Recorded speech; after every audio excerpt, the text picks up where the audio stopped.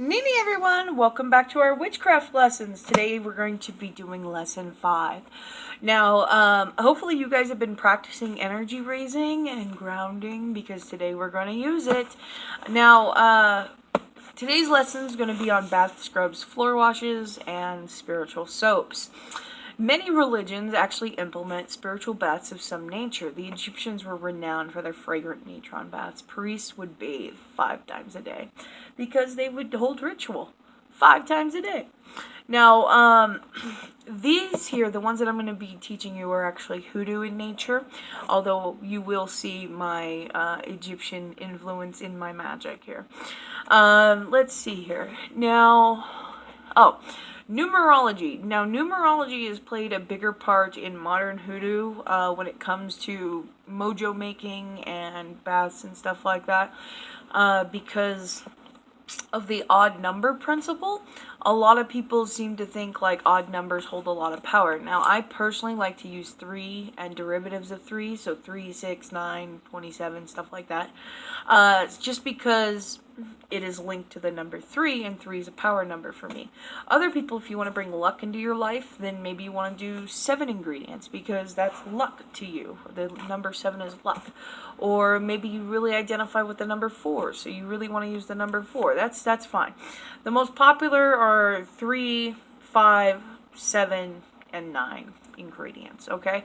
But don't let that limit you. If you happen to think you need 5 ingredients or 6 ingredients or even 2 ingredients, then have fucking at it, okay? This is your magic, and it should resonate with you. So, let's see here. Baths and floor washes, they are made for everything. Literally everything except curse work. Well, I don't know. I guess you could use it for curse work, but I've never given somebody a spiritual bath intending them to use it to curse themselves, and I've never cleaned somebody's house with the intention of cursing their home. So I guess you could do it, but I've never done it. So yeah.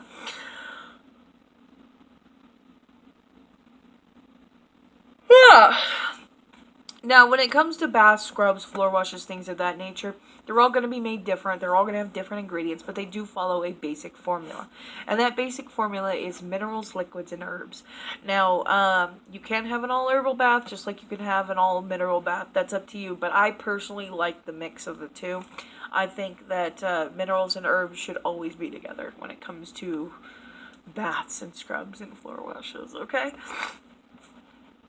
So the minerals that you can use are pretty much just any salt, whether that be kosher salt, Epsom salt, sea salt, pickling salt, what have you. There's also saltpeter, gunpowder, baking soda, potash. I personally like to use natron. Natron is the Egyptian theme that I added to my bath for my mineral. Then you have liquids.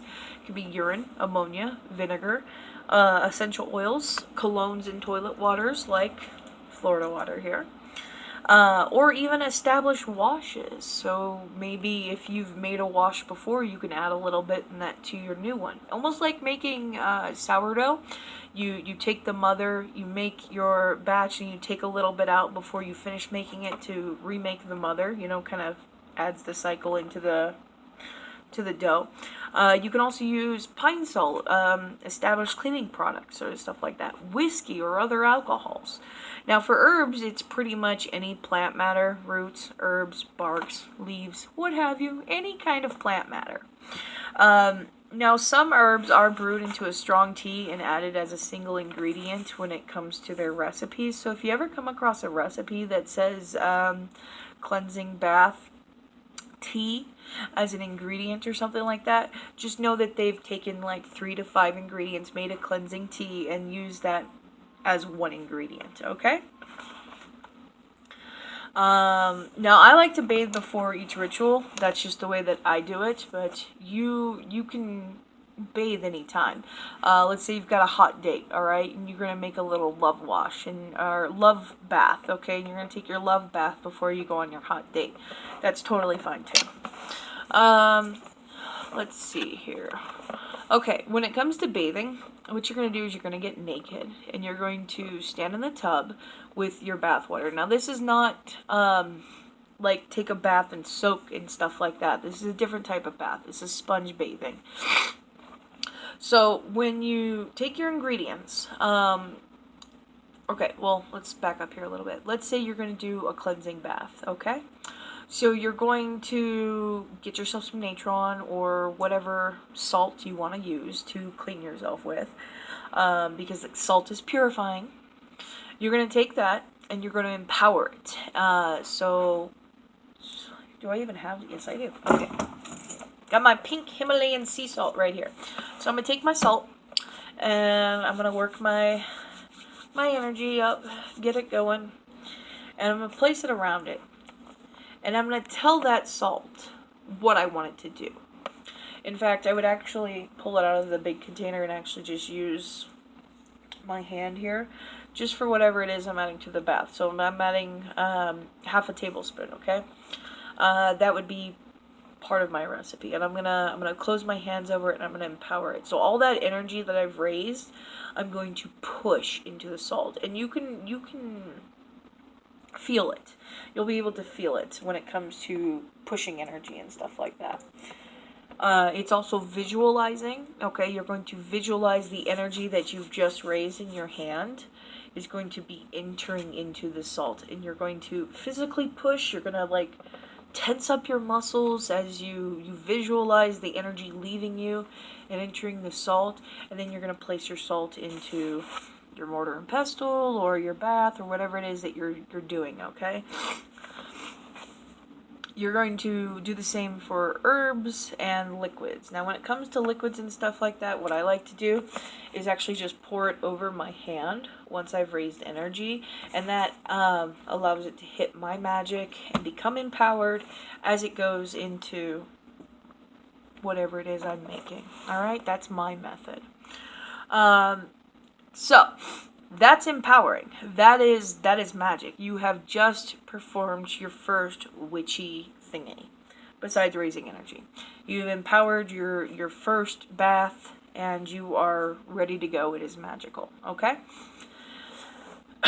Now, into your bucket, because we are doing a sponge bath or a bowl or whatever it is you're using, you're going to add a gallon of hot water, because that's about how much it takes. A cup of that strong herbal tea. Excuse me. A good cup of excuse me, strong herbal tea, and whatever salts and whatever else you want to add to it, liquids, what have you. Apologize. You're then going to place that in the tub, get 2 white candles because we're going to create a threshold. You're going to light the white candles, place them outside of your tub, don't set anything on fire, and you're going to take your bath. Now, there is a specific way that you do this. To pull something into your life, like luck or money, you want to start at your feet and work your way up your body, okay? So if I'm standing in the tub here, and I've got my bowl here, I'm going to dip my clean washcloth into the bath water and start with my feet and work my way up my body to the top of my head. If I wanted to be rid of something, like negativity, I would take the washcloth, dip it into the water, start at the top of my head, and actually work my way down my body, okay? Now, that is true for everything. If you want to attract something, you start at the bottom and you bring it up. If you want to be rid of something, you start at the top and you bring it down, okay? Same goes for candle magic and everything else, so please remember this. Now, you can recite sacred texts and what have you while you're bathing, although traditionally this is done in complete silence. That's a personal choice. I personally like to do it in silence just because I'm thinking about what I'm going through, and then when I step through the threshold of the 2 candles, that is when I say my prayer. I lift up my bowl of natron and I say, this is my natron of Horus, this is my natron of Tahuti, I am pure, I am pure, I am pure, I am pure. So yeah, now once you take your spiritual bath, ooh, battery's low. Once you take your spiritual bath, There are some who believe that you must collect the water and take it outside and dump it for like getting rid of negativity. So you would collect a bowl of your used wash that has run off of your body. Okay, collect a little bit of that. You're gonna go outside. You're gonna face the sun. Hopefully at a crossroads. If not, shit happens, but try and find a crossroads. But you're going to face the sun in the west. You're going to then turn around, taking your liquid, throwing it over your left shoulder behind you, and walking away without ever looking back. That's tradition. If you choose not to do it, well then fine, but just understand that it is tradition, okay? Now, when it comes to scrubs and floor washes, these are implemented in mundane cleaning too. So scrubs are used on furniture, wood furniture, baseboards, stuff like that, windows, what have you. Floor washes are used on floor. Most people actually had wood floor way back when and down in the South because of the slave houses and whatnot. Plantations, excuse me, not slave houses, how dare I say that. But yeah, they were all wood and airy and stuff like that. So most people today, we have carpeting. I like to actually just get a little squirt bottle, put a little floor wash in my squirt bottle and spritz it around the house. That's how I do it. And then I actually use the floor washes in the bathroom, in the kitchen, and the bathroom, on the tile floor. How you choose to do it is kind of up to you. Now, once you have, we gotta go back here. Now, when it comes to cleaning your home, you start at the back of the home, and you start at the topmost point. So start on the second floor before you do the basement, okay? You're also going to do ceilings and the tops of blinds and what have you before you do furniture or the floor, because it's practical, okay? When you dust in the ceiling, all that dust comes down and you're going to get all the surfaces you just cleaned dirty if you start on the bottom. So you got to start on top, okay? So start on the top, start at the back of the house, and you're going to work your way out the front door. The way you do this, one room at a time, top of the house towards the back of the house, okay? So for me, it'd be my living room behind me here. I would start at the top, work my way down with cleaning, with the scrubs and the floor washes and whatnot. I would then seal the room by, let's say I'm getting rid of negativity, okay? So then I would choose to erect a barrier against negativity with fiery wall of protection. So I would take fiery wall of protection oil or Van or whatever it is I have on hand, and I'm going to put a spot of the oil in each of the four corners of the room and once in the center. I would then take a white candle or an appropriately colored candle. If I'm going to do fiery walls of protection, I might use red. And it would be a prepped candle. So it would be rolled in herbs, it would be fixed, carved, empowered, what have you. And I would then place it in the center of the room that I was working on, light it, and move to the next room.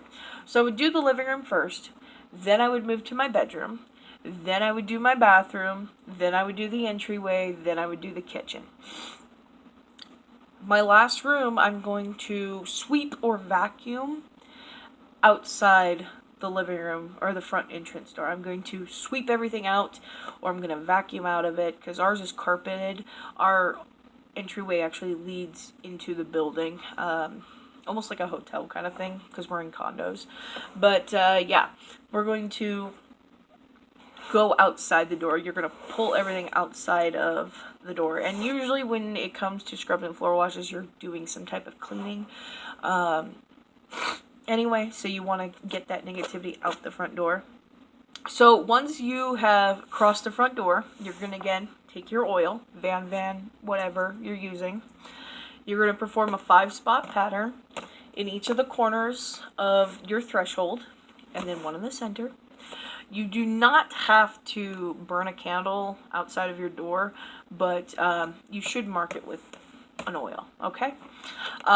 Your windows, you can also mark with the 5-spot pattern, or you can use a pentacle if the pentacle represents protection to you. I would personally use the Eye of Horus because that's a symbol that identifies protection with me. That's how my brain works. You do you. I do me.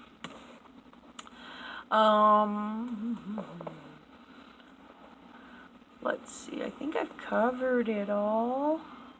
Clean one room at a time. Yep. Oh, spiritual soaps.